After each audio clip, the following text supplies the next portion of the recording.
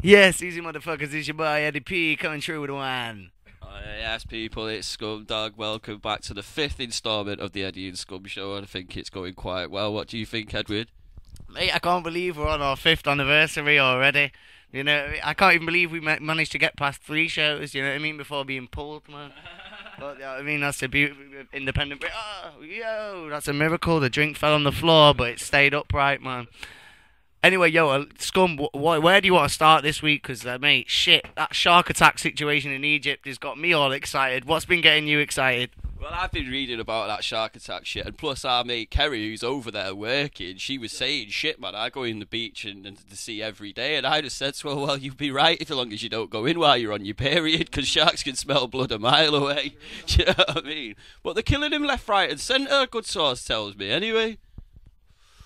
What's up, mate? It's just like the real situation in Jaws, man. I mean, Joe, do you know what? Like, no one was killed. Have you heard about basically four people were attacked, man, last week? Yeah, and each one of them lost a limb. There was two Ukrainians who were doing it. Yeah, two Ukrainians doing it together. You know, teammates like that, probably saving up all their life to come snorkeling. After the attack, they were both hauled on the boat, both with no arms. Right, so he needed someone like Richard Dreyfuss out of Jaws in it, to put like a canister in the mouth and a gun in it, like, smile, you son of a bitch. Now, and then also as well, I'm assuming everyone's seen the tram crash, apart from you, Eddie, on Coronation Street. It was dope shit, mate. I thought it was sick as fuck, man. I heard they spent £1 million on that episode, man, which in soap is big money. Yeah, that's what I mean. Fucking hell, we've got Josh Greenhouse here saying, nah, it was shit, but he's expecting 3D Avatar shit. It's the fucking cobbles, man. What do you expect? Like, mate, that's why they spend billions on Avatar and only just some skimpy funds, man, on Curry, man. What is it? So I'm sorry about this, viewers. We have somebody in the background interrupting our broadcast. No, Josh, I won't wank you off. Fucking hell, what do you want? Oh, what a shame. Beer, please. A beer? Oh, right, fucking hell. Right, man, we'll let him off. What is that Risley you're smoking a joint with there, Eddie? It looks like someone's doodled on your homework and you ran out of skins. It's a strawberry Rizzler. I don't really recommend him too much, man, because, do you know what I mean? When you first start smoking, it's like, yeah, man, let's get some of that tea there. You know what I mean? Then as you get older, it's like, fuck the dumb shit, please. Do you ever remember them rainbow Rizzlers and everyone thought they were really sick? I thought it was like smoking fucking ink, man. I swear I popped sick whitey on Sandy Lane. Yo, that's essentially what you're doing, man, when you're smoking anything a coloured Rizzler, man. Yeah, I mean, you can hype it up and drip it in funk, but you are smoking ink. No, it didn't help with fucking smoking squidgy black with it, I suppose, and that, man, and standing bare cigs after each spliff and that. Oh, goodness me. Well, it was literally on a fucking wall down. Remember Spliff Alley in Sandy Lane? You must have been there. I know Split Valley, yeah. Yeah, and Split Valley, Split Valley, is it, you know, that little passage near Safeways, you go right to the top of it? it's more near the other end of that passage. Yeah, right at the other end. Right at the other end. Yeah, But yeah. Actually, like, they made it pretty much impossible to sit down on Spliff Alley and that. They've changed, like, they built up the walls and that, and Spliff Alley ain't what it used to be. Ah, it's fucking hell, memorable days there where I used to pop whitey down there. I've even got mugged down there once or twice. I had my bud jack down there, man, but still. But the thing is, Ed still went back there to roll a spliff. Yeah. It was unbelievable. The joke thing is, the dude who fucking jacked the Zeep, man, ended up fucking jumping off a building a couple of years later, man. So I always caught private joke off that. Seriously? Seriously. Do I know the guy? Nah, man. Do you know what as well, actually? I was in the boozer the other night with my dad, and some middle-aged fucking woman came up to me, and she was saying that she wanted to crack on and all this, blatantly in front of my old fella. I was like, right, I was fucking hell. I actually felt to say to her, fucking hell, love, I've sniffed a few drugs in my day, but I've drawn the line at sniffing menopause, do you know what I mean? She was hanging. Sniffing the minge and enough loose organs fall out from yesteryear, man. Telling you, man, I thought she was going to follow me in the toilet and say I've got a fat bag of HRT, eh? Oh, goodness me. No, it's come as well, right? People at work were talking about that Corrie episode. Now, obviously, I knew about the tram crash, but I heard some bird got done in with a hammer. Yeah, that nutty fucking Charlotte, I think her name is. She looks like a fucking Burns victim. Her face is stretched that much, man. And I think that John State's going to pile her up on the rubble and just leave it be, man, so he can have his kid with Fizzy Wizzy. Yo, do you know what me and my old mate Gary, man, saw John Stape walking up the road. We left our house in Leathershue, walked up in a blipped up state, and then next minute Stapes walked past us. We went, yes, this is my guy from Coronation Street. You're all right, mate. And he goes, you're all right, lads. And yeah, man, we felt quite humbled and touched by that experience. Yo, I remember a night. You remember like when the co-op used to be Hamburgers in Charlton? Yeah, Hamburgers. Yo, trust. I remember going in there when I was younger with my Mardrates and fucking seeing. Do you remember Denzel out of Holy Fools and Horses? The Black Scouse guy, and it was like at the time where he'd just done the full Monty. And like my mum was proper chatting to him, and I was thinking back then, right, she's chatting him up here. Do you know what I mean? He was there, proper friendly and shit. Like, but we couldn't. There was no mobiles with photos on in them days, so it was a bit of a shame, really. So my mum got him to sign a receipt. Do you remember that? Do you remember Brookside? Do you remember Brookside? Yeah, you done. Brookside was what dope. What was that guy called that looked like sort of the mixed race Scouse guy in it, man? He was a legend in it, man. Yeah, what's he called? Ron or something? I don't know, man. He looked a lot like the dude. Sinbad's mate. Yeah, Sinbad's mate, man. Sinbad. Do you know Sinbad in real life, actually? He was a millionaire before he even starred in fucking Brookside. Yeah, man, he does. He has one of them faces where, do you know what I mean? If he wasn't fat, man, he could have been just like a regular, skinny, good-looking male, man. But he obviously just had the excesses in life to not give a fuck. No, he really was a millionaire. He like owned. He weren't a window cleaner anyway, but he was like a fucking what you call it? He owned a fleet of limousines. Yeah, Sinbad's a cult state. Do you get me? Everyone knows Sinbad. Yeah. You get me? As soon as you see his boat in Coronation Street, it's like, yo, he's a cult legend, man. Sinbad, of course he is. Josh is saying and gesturing in the corner that Sinbad isn't a legend. Of course Sinbad's a legend. Because he thinks we're talking about an Arabian guy with 40 thieves, man. Yeah. That's it, man. He thinks we're in Panto or something. He's behind you. You know, man. Yo, back to this shark attack, yeah? It's murked 5 attacks, yeah, in a week. They're putting it down to 1 shark. And, you know what I mean? People saying, oh, you're getting too excited. What, you want more people to get hurt? You want the sharks to go on to do further attacks? And the answer to both of them questions is yes, I do. Do you know what I mean? I fucking love the whole shark thing. I remember when Jaws came out, people were like, yeah, but Jaws ain't going to happen. It's not like that. Real life sharks ain't like that. And then bang!